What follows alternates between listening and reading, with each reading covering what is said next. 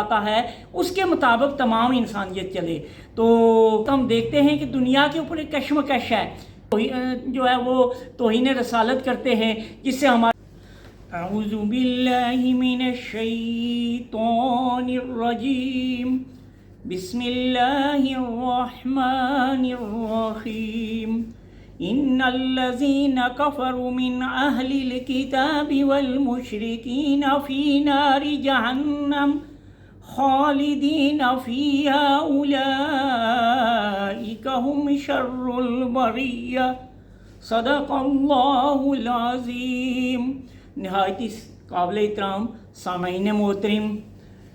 آج میں نے آپ کے سامنے سورہ بیانہ کی ایک آیت تلاوت کی، اور جس طرح کہ آپ جانتے ہیں کہ 9 ذی الحجہ کو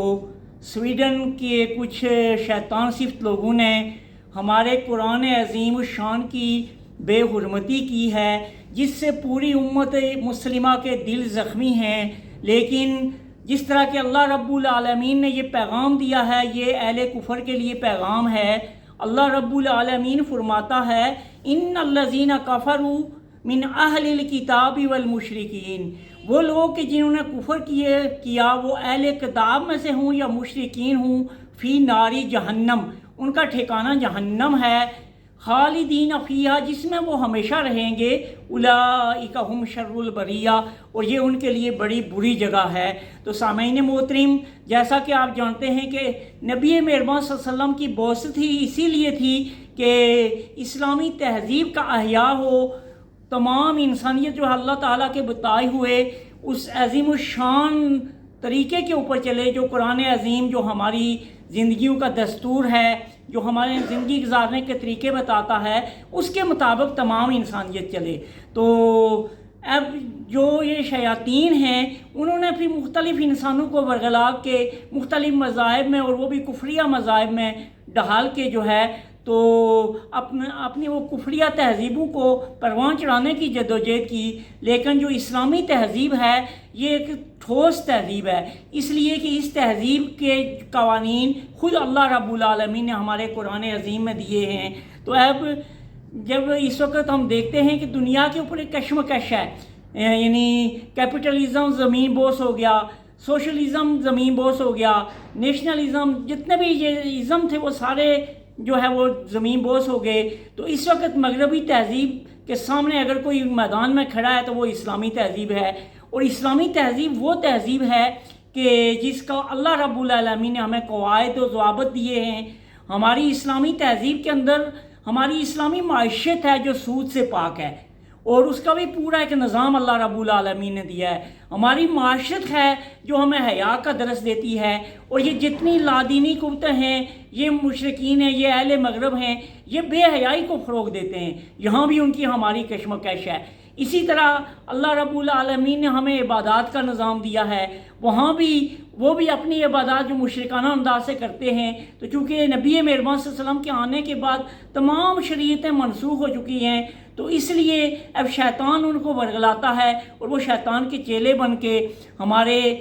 جو ہے وہ دین کے اوپر وہ حملہ کرتے ہیں۔ آپ دیکھتے ہیں کہ سب سے پہلے تو یہ مشرکین ہمارے قرآن عظیم، ہمارا جو دستور زندگی ہے، اس کے اوپر اٹیک کرتے ہیں، تاکہ امت مسلمہ کو اگر یعنی ہمارے اندر طاقت و اہمیت نہیں ہے تو وہ کچلنا شروع کریں۔ پھر وہ ہمارے نبی مہربان محمد مصطفیٰ صلی اللہ علیہ وسلم جو ہمیں اپنے آباء و اجداد، اپنی تمام انسانیت، اپنے جان و دل سے عزیز ہیں، ان کی شان میں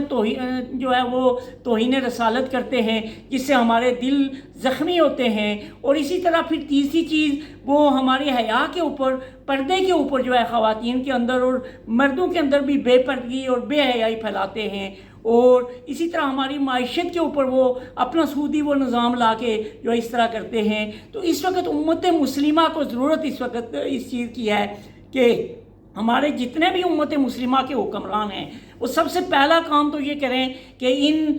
مغربی تہذیب کے ان ایجنٹوں کو جو ہمارے دین کے خلاف یہ کام کرتے ہیں تو ان کو اس طرح سبق سکھایا جائے کہ جتنے امت مسلمہ کے ممالک ہیں سب کے اندر قال اللہ و قال رسول اللہ کا بول بالا ہو. وہ اس طرح ہوگا کہ جب ہم اپنی معیشت کو اسلامی اصولوں کے مطابق قانون مضاربت اور قانون مشارکت کے مطابق چلائیں گے, سودی نظام کو بالکل ختم کریں گے, ہمارا معاشرہ جو ہے وہ حیا کا لیکچر دے گا, ہماری خواتین باپردہ ہوں گی, ہمارے مرد جو ہے ان کی گفتگو بھی ہوگی تو وہ قال اللہ و قال رسول اللہ کے مطابق ہوگی. ہم یہ گانے اور ساز سننے کی بجائے ہم اس قرآن کو جو ہے اپنے دلوں میں بسائیں گے, اور پھر اس کے ساتھ ساتھ ہم نبی مہربان صلی اللہ علیہ وسلم کی تعلیمات کو عام کریں گے, اور اس کے ساتھ ساتھ پھر ہمارے ملک جو ہیں وہ جو ہے بھائی چارے ایک دوسرے کے ساتھ بھائی چارہ کریں گے. کہا گیا ہے المسلم و اخی المسلم, مسلمان کا بھائی ہے, یشد بعضہ بعضا, جو ایک دوسرے کے ساتھ جڑتا ہے. تو یہ کام اس وقت ہماری امت مسلمہ اگر کرے, تمام امت مسلمہ ان شیطان کے چیلوں کے جو ہے سفارت خانے بند کرے, اور اس کے ساتھ ساتھ ان سے معاشی تعلقات, معاشرتی تعلقات وہ سارے ختم کرے, اور یہ قوانین اگر ہمارے حکمران امت مسلمہ کے حکمران مل کے بنائیں کہ ہماری ناموس رسالت, ہمارے تہذیب کی جو ہے وہ عزت کی جائے, کیونکہ ہر ایک کی تہذیب اپنی ہے. جس طرح کہ اگر ہم ان کی تہذیب کے اوپر کچھ کریں گے تو وہ بھی ہمارے اوپر اٹیک کریں گے. تو اس وقت ضرورت اس امر کی ہے کہ سب سے پہلے تو امت مسلمہ جس چیز کے لیے نبی مہربان صلی اللہ علیہ وسلم کو مبعوث کیا گیا تھا, ہم علم کے میدان میں آگے بڑھیں, ہم اس کے ساتھ ساتھ دیانتداری کے میدان میں آگے بڑھیں. ہم دیانتدار ہوں اور غلبہ دین کی جدوجہد کرنے والے ہوں. ہم اگر کسی دکان پہ کام کر رہے ہیں تو وہاں ہماری دیانت اور امانت بولتی ہو, ہم کسی آفس میں کام کر رہے ہوں وہاں ہماری امانت اور دیانت بولتی ہو. ہم جو ہے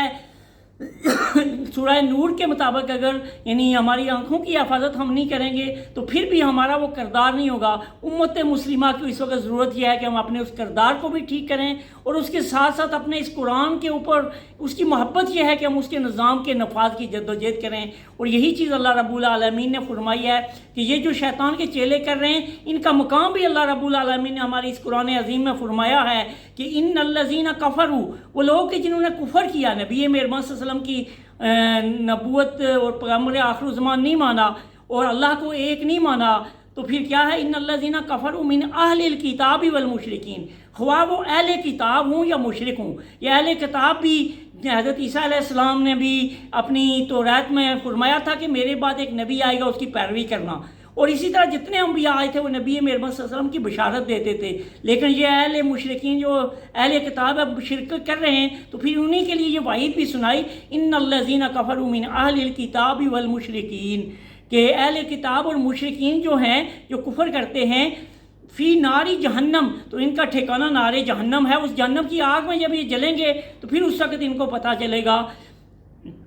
فی ناری جہنم اولئک خالدین فیہا, اس میں وہ ہمیشہ رہیں گے. اولئک ہم شر البریہ, تو یہ ان کا یعنی مقام ہے. تو یہ تو اللہ رب العالمین دے گا, لیکن اس وقت میری اور آپ کی بھی ذمہ داری بنتی ہے کہ ہم اپنے اس قرآن عظیم کے پیغام کو دنیا تک پہنچائیں, ہم اس کے نظام کے نفاذ کے لیے جدوجہد کریں. اور یہی چیز جو ہے امت مسلمہ سے اس وقت امت مسلمہ کا ہر فرد جو ہے اس کا دل زخمی ہے, اس کا دل دکھ رہا ہے, کیونکہ ہمارے قرآن عظیم ہمارے زندگی کے اس دستور کی جو ہے وہ بے حرمتی ہوئی ہے. تو اس لیے امت مسلمہ کو چاہیے کہ ہم اس قرآن کی دعوت کو عام کریں, اس کی تعلیمات کو پھیلائیں, اسی کے مطابق اپنی زندگیوں کو ڈالیں گے تو پھر یقیناً ہم اللہ رب العالمین کے سامنے بھی سرخ رو ہوں گے. اور پھر نبی مہربان صلی اللہ علیہ وسلم جب قیامت کے دن حوض کوثر سے ہمیں وہ پانی پلائیں گے تو وہاں بھی ہمارے لیے خوشی ہوگی. لیکن اگر آج ہم اسی طرح